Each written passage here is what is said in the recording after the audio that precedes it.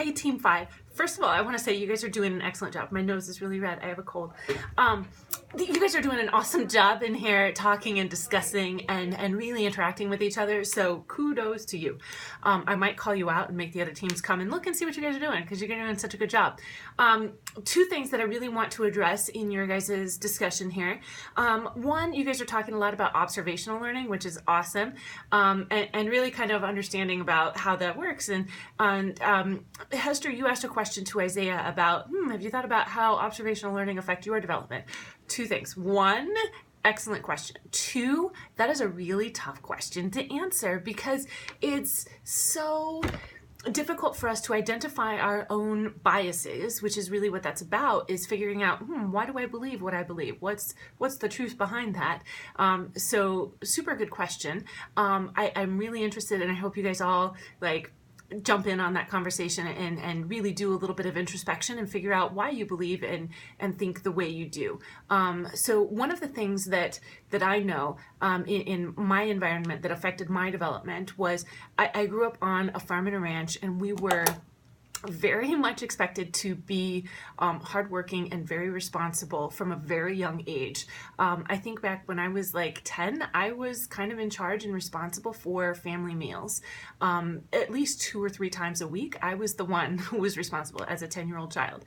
But at the same time, that has certainly affected my ability to take on tasks that may be over my head and still be successful in doing them. Does that make sense? So really interesting. Think about how those observational learning have affected your behaviors.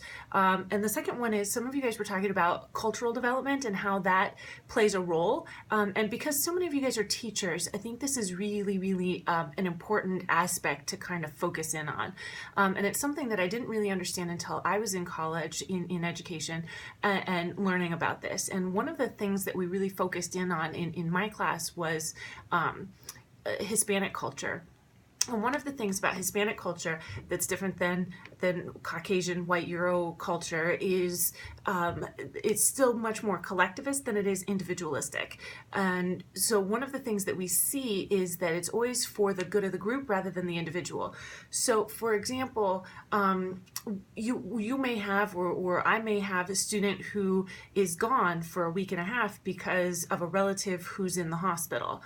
And as a teacher, you're kind of like, hey, that's gotta, as a white European teacher, I have to say that's one of the, you have to be in school. It's what's expected, right? Because it's what would have been expected culturally from my family. If somebody was in the hospital, it would have been like, well, when you're done with school, we will go visit.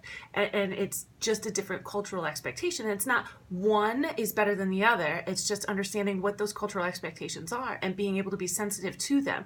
So as a European white culture, that's my perspective, is that you shouldn't be missing school for a relative who's in the hospital. You're not the doctor, right?